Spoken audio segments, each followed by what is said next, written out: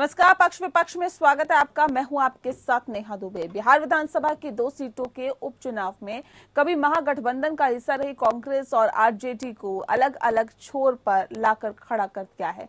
विधानसभा के आम चुनावों में कांग्रेस के हिस्से वाली कुशेश्वर स्थान सीट पर आरजेडी द्वारा उम्मीदवार उतारे जाने के बाद दोनों ही पार्टियां एक दूसरे के खिलाफ आक्रामक हो गई है। बिहार कांग्रेस की प्रभारी भक्त चरण दास ने आरोप लगाया है कि आरजेडी ने उसी दल से मिलीभगत कर ली है जिसके खिलाफ आज तक हमारे साथ मिलकर लड़ते रहे। उन्होंने बीजेपी का नाम तो नहीं लिया, लेकिन कहा कि आरजेडी ने कांग्रेस का साथ छोड़कर किसी और के साथ मिलीभगत कर ली है। भक्त चरण दास ने कहा कि सब कुछ सामने है और संकेत साफ है, लेकिन आरजेडी के नेता खुलकर बताने से अभी परहेज कर रहे हैं। उन्होंने कहा कि आरजेडी के पास सरकार बनाने लायक विधायकों की संख्या नहीं है और उन्हें कांग्रेस के 19 विधायकों का समर्थन भी नहीं चाहिए, तो साफ है कि उन्हें किसी की जरूरत है। वहीं कांग्रेस नेता के इस बयान के साथ ही आरजेडी के नेता भी बौखला गए हैं।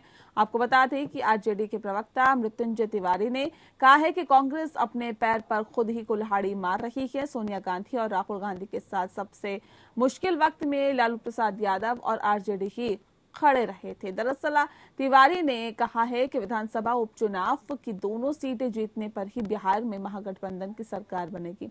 कांग्रेस को ये बात समझनी चाहिए, ये चुनाव जीतना बेहद जरूरी है और आरजेडी ही ये सीटें जीत सकती है। आरजेडी के राज्यसभा सदस्य मनोज झा ने कहा है कि भक्त चरण दास कांग्रेस की लुटिया डुबोने में लगे हुए हैं। उन्हें बिहार में अपने नेताओं से बात करनी चाहिए। आरजेडी और कांग्रेस के संबंधों को ठीक से समझना चाहिए, जमीनी हकीकत को जानकर ही बात करनी चाहिए। एक दिन पहले कांग्रेस के राष्ट्रीय महासचिव शिवानंद तिवारी ने कहा कि विधानसभा चुनाव में कांग्रेस को अधिक सीटें देने के कारण ही बिहार में आरजेडी की सरकार नहीं बन सकी है।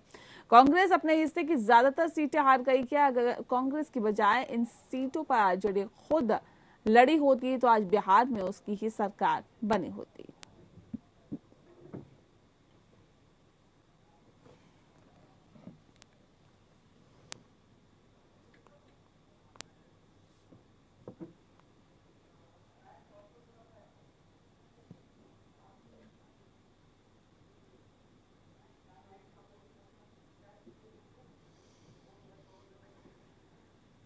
कांग्रेस और आरजेडी में रार फिलहाल दिखाई दे रही है। दोस्ती में दरार आ गई है। उपचुनाव में दोनों को अलग थलग करके रख दिया है। इस विषय पर आज हम तफसील से चर्चा करेंगे। हमारे साथ खास पैनल मौजूद है, उनसे आपका परिचय करा देते हैं। इस वक्त हमारे साथ अभिषेक कुमार यादव जी हैं जो कि लीडर हैं आरजेडी के। बहुत स्वागत है आपका। साथ ही हमारे साथ राजेश राठौर जी हैं जो कि स्पोक पर्सन है बिहार कांग्रेस के। सर, आपका भी बहुत स्वागत है। आलोक वत्स जी इस वक्त हमारे साथ जुड़ गए हैं जो कि लीडर है बीजेपी के। आलोक जी, आपका भी बहुत स्वागत है। सबसे पहला सवाल मेरा आपसे है अभिषेक कुमार यादव जी, क्या उपचुनाव में कांग्रेस और आरजेडी की दोस्ती में दरार ला दिया है? ऐसा कुछ नहीं है मैडम, दरार वरार कुछ नहीं है। ये हमारे नेता ने पहले भी कहा था, ये फ्रेंडली मैच है और जिसको हम लोग हमारे नेता प्रतिपक्ष चालक तेजस्वी जी ने जब सीटों का ऐलान किया था तो उन्होंने यहाँ के प्रभारी से पहले बात भी किया था, उनको सूचना भी दे दी थी कि हम दोनों सीट पे खड़ा करना चाह रहे हैं। ठीक है, तो ऐसी कोई बात नहीं है। पहले भी हम आरजेडी का सीट जो है चुनाव वहाँ से लड़े थे, तारापुर से। ठीक है, कुछ मतों से वहाँ पे हमारी शिकस्त हुई थी जो वहाँ के पहले जदयू के मंत्री जी। लेकिन इस बार हम पूरे जोर शोर से लड़ रहे हैं और हम पूरी ताकत से लड़ रहे हैं। हमारी पूरी टीम वहाँ पे बैठी है। स्वयं तेजस्वी यादव भी 3 दिन से वहाँ कैंप कर रहे हैं। ठीक है ना, 5 प्रखंड है, 5 प्रखंड में वो घूम करके गाँव जाके डोर टू डोर जो है, इवन की होटल में भी नहीं रुक रहे हैं, घरों में जा करके कार्यकर्ता के घर पे रुक के खुद कैंपेनिंग कर रहे हैं। तो गठबंधन में देखिए, कांग्रेस हमारे बड़े अलायंस है और बरसों से चलता आ रहा है ये अलायंस। ऐसा नहीं है कि आज का अलायंस है हमारा। तो ये चीज समझना होगा कि जब पार्टी पिछले चुनाव में पिछले वर्ष हुई थी, उसमें हम मात्र 11-12 हजार वोटों से हमारी सरकार बनते रहेगी महागठबंधन। तो सहयोगी दल को भी सोचना चाहिए। अभी तेजस्वी यादव एक चमकता हुआ सितारा है बिहार का, और इनको कैसे सपोर्ट करना है, क्या करना है, ताकि हम हमारी लड़ाई में भाजपा और एनडीए सरकार से है। हमारी कोई लड़ाई न कांग्रेस से है, न सीपीआई सीपीएम, ये हमारे मजबूत साथियों, मजबूत गठबंधन के लोग, ठीक है ना। तो ये ऐसा कुछ नहीं है। ठीक है अभिषेक जी, बने रहिए हमारे साथ। राजेश राठौर जी, अब सवाल इस बात को लेकर है, क्या कांग्रेस गठबंधन धर्म नहीं निभा रही है क्या? कि आज इस तरह के हालात, इस तरह की स्थितियां आ गई है, क्या गठबंधन में फूट है क्या? राजेश जी,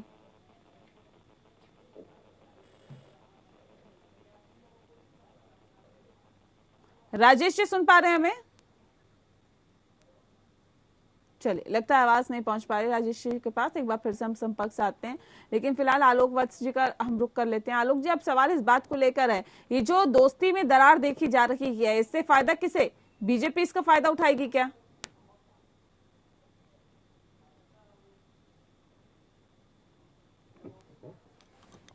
घर फूटे गंवार लूटे, ये बहुत पुरानी कहावत है बिहार में।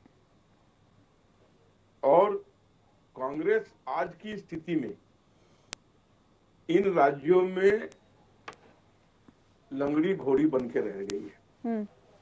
उसको किसी न किसी दल का सहारा चाहिए। 2 4 5 एमएलए जिताने के लिए 10 एमएलए हो जाए, जैसी हवा बहेगी अपने दम पर वो एकदम नॉट आउट, ऑल आउट है। वेस्ट बंगाल में 0, अगर अगर अगर बिहार में वो अपने दम पर चुनाव लड़े तो 0, उत्तर प्रदेश में भी अपने दम पे चुनाव लड़े तो 0। मेरी समझ से तो कांग्रेस को कुछ दिन राजनीतिक अखाड़े से अलग हो जाना चाहिए। पहले अपने पहलवानों को तैयार करे, अपने कैडर को डिसिप्लिन करे। अपना 4.5 पौने 5 वर्ष में जो राष्ट्रीय अध्यक्ष तक नहीं ढूंढ पाए हैं उसको ढूंढे, और तब आए मुकाबला करने। और ये दूसरे जो दल है आरजेडी या समाजवादी, ये क्षेत्रीय दल है, इसमें कोई शक नहीं है कि इनका अपना एक जातिगत वोट बैंक है। ये जात की राजनीति करते हैं। अगर जात की राजनीति से हट जाए तो ये भी सुनने वाले दल हैं, परिवारवाद वाले दल हैं। इसमें और कांग्रेस में एक ही समानता है कि वहां भी परिवारवाद है, राजद में भी परिवारवाद है, और समाजवादी में भी परिवारवाद है। ये सब परिवारवाद के परंपरा लेके ढो रहे हैं। इस दरार से फायदा किसे है आलोक जी? मैंने आपको पहले ही कहा कि अगर कोई आदमी लड़ता है तो फायदा तो तीसरे को होगा ही। ठीक है, फायदा तीसरे को होगा। राजेश जी भी इस वक्त हमारे साथ जुड़े हुए हैं। राजेश राठौर जी प्रवक्ता हैं बिहार कांग्रेस के।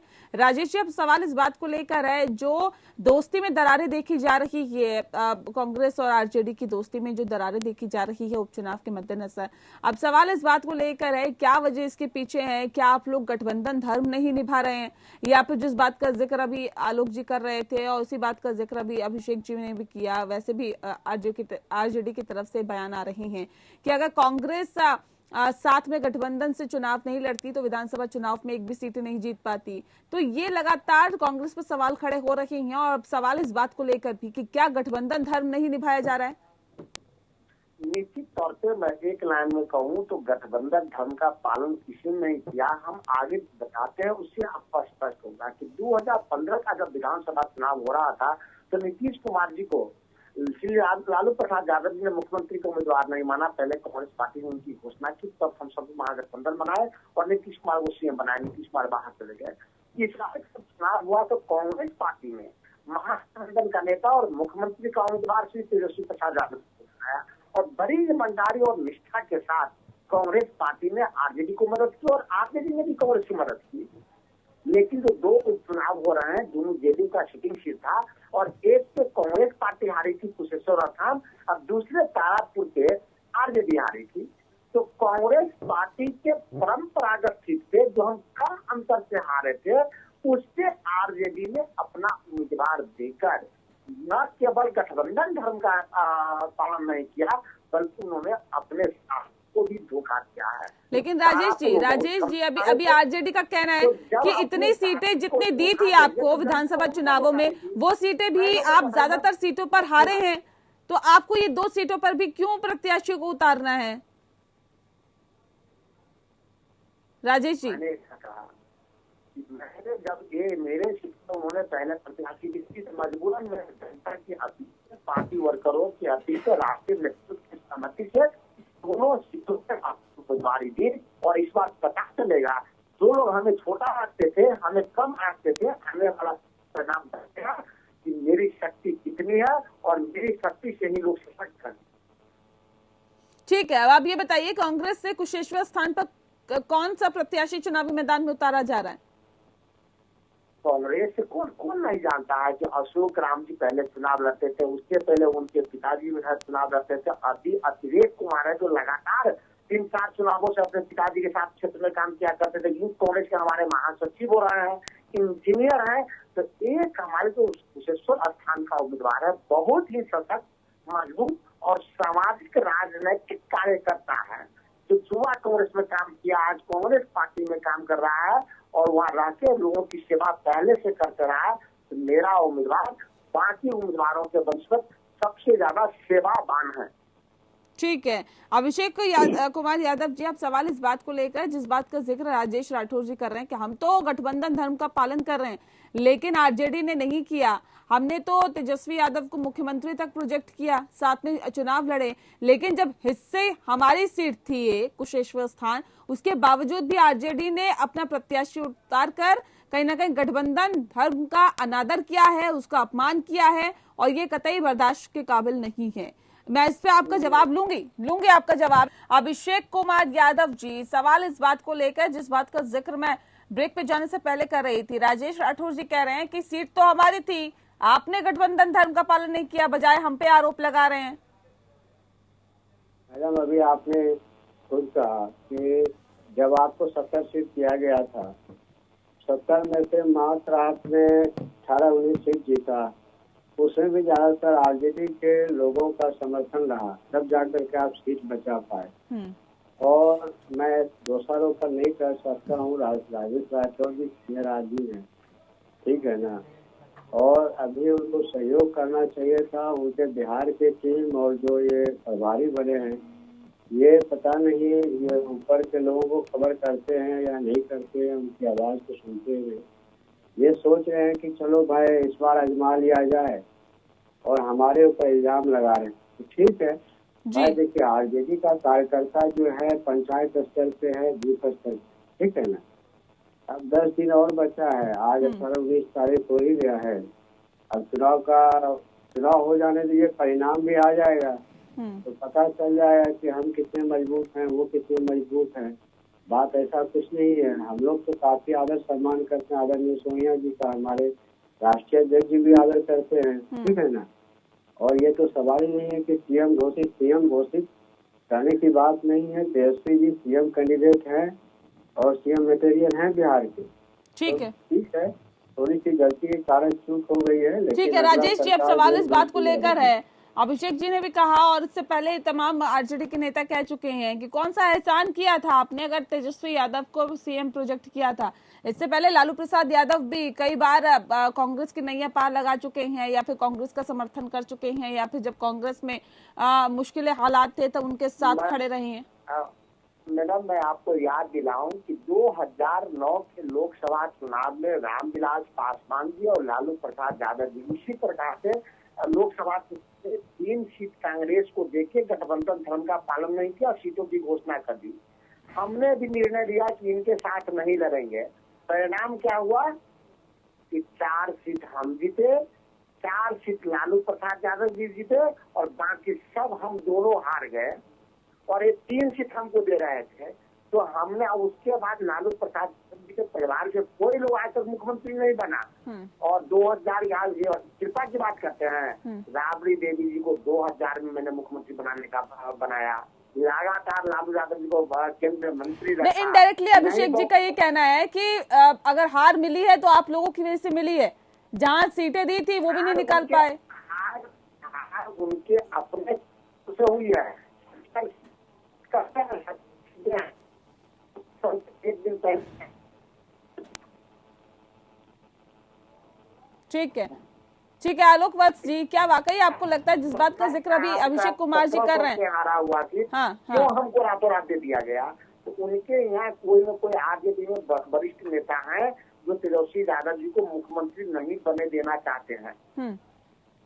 ठीक है, अब ये कितना कड़ा मुकाबला आप देख रहे हैं आलोक वत्स जी, अगर ये दो उपचुनावों की बात करें, क्योंकि आरजेडी कह रही है कि ये 2 सीटें निकालना हमारे लिए बहुत महत्वपूर्ण है, इसलिए हमने दोनों सीटों पर अपने प्रत्याशियों को उतारा है। गठबंधन धर्म का पालन नहीं किया जा रहा है, सर राजेश राठौर जी आरोप लगा रहे हैं। लेकिन अब बीजेपी के लिए कितना आसान इस वक्त उपचुनाव हो गया है, जबकि दोनों तरफ से प्रत्याशी उतर रहे हैं चुनावी मैदान में। उसमें कोई किसी तरीके का कोई टक्कर ही नहीं है, वॉक ओवर है। हमारे कार्यों के बदौलत ये सब परिवारवाद का पार्टी है, ये जातिगत समीकरण को जोड़ तोड़ के ये लोग चुनाव लड़ते हैं। सबका विकास सबका साथ इनके जहन में कहीं दूर दूर तक नहीं जा सकता है। ये तो पूरा प्रदेश जानता है। लेकिन ये भूलना नहीं चाहिए आलोक जी, क्योंकि ये भूलना नहीं चाहिए सर कि बिहार में सबसे बड़ी पार्टी बनके उभरी है अभी आरजेडी। तेजस्वी यादव ने अच्छे को धूल चटा दी, इस बात को भूलना नहीं चाहिए। काव्या जी यही तो बिहार का त्रासदी है। कितने पढ़े लिखे लोग हैं वहां पे, यूपीएससी बीपीएससी को भरे हुए हैं टॉपर्स, लेकिन अभी तक हम लोग जातिगत भावनाओं से, दलगत भावनाओं से ऊपर नहीं उठ पाए हैं। इसीलिए हमारी ये स्थिति बनी हुई है। जब तक जातिगत, मॉडर्न युग में 21वीं सदी में आप जातिगत बातें कर रहे हैं, ये आपके मानसिक दिवालियापन का घोतक है। और ये दलें उसी पर टिकी हुई हैं। It's a shame on the slur on the democracy। और फिर भी चल रही है गाड़ी। जब तक इन चीजों से उभर कर नहीं आएगा बिहार, तब तक बिहार सम्मानजनक स्थिति में। बीजेपी इन सब चीजों को ध्यान में नहीं रखती है क्या? जातिगत समीकरणों को ध्यान में नहीं रखती बीजेपी? सबका साथ सबका विकास। देखिए हमारे यहाँ सारे लोगों का मिश्रण है, जो कि नितांत आवश्यक है एक सामंजस्य बैठाने के लिए, सामंजस्य बैठाने के लिए समाज में। इनके यहाँ तो कहने को कुछ लोग हैं। कुशेश्वर स्थान से कौन होगा बीजेपी का प्रत्याशी आलोक जी? ये फैसला बिहार प्रदेश भारतीय जनता पार्टी करेगी। मैं इस पर अभी कुछ कहने की स्थिति में नहीं हूँ। भारतीय जनता पार्टी का होगा जो भी होगा दमदार होगा, कार्यकर्ता होगा, जेडीयू का होगा? ये भी अभी वो लोग मिलकर फैसला कर लेंगे कि जेडीयू लड़ेगा या बीजेपी लड़ेगा। हमारे यहाँ कोई मतभेद नहीं है इन चीजों पर। गठबंधन में किसी तरह की दरारें तो नहीं? हमने इतने कप्तान बदल दिए, आपने सुना कोई मर्मरिंग हमारे दल में? और देखिए पंजाब में क्या हुआ, कांग्रेस में अभी तक उठापटक चल रहा है। Matter is not resolve. हमने इतने कप्तान बदल दिए, कहीं कोई मर्मरिंग नहीं हुई, आसानी से बेटन दे दिया एक दूसरे को। लोकतंत्र जहां पर है वहां पे तो बिहार में भी विरोध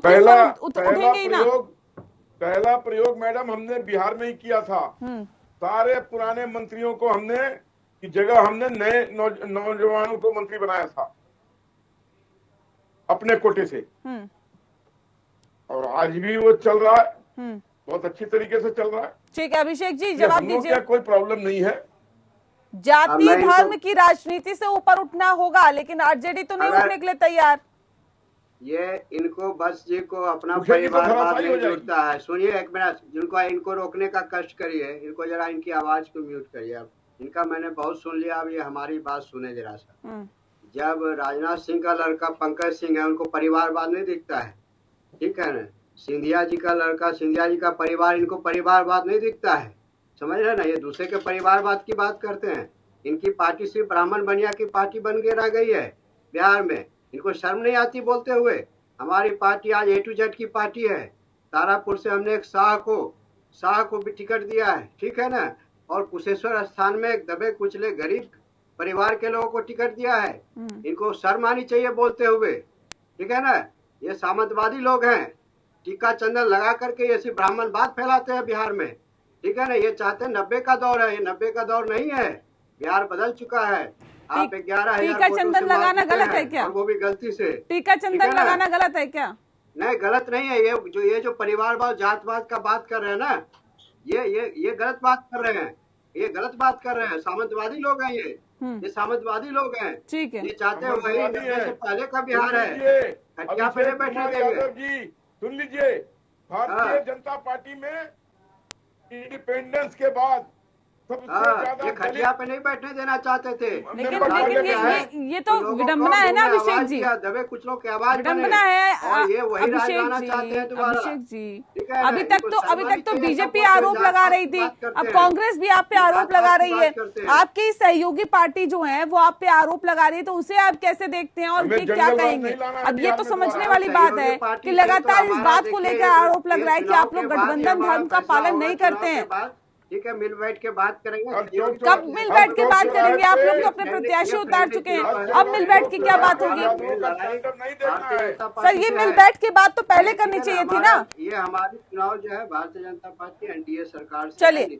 चलिए बहुत शुक्रिया आप सभी मेहमानों का हमारे साथ इस खास चर्चा में शामिल होने के लिए। तो इसी के साथ पक्ष विपक्ष में इतना ही। मुझे दीजिए इजाजत, नमस्कार।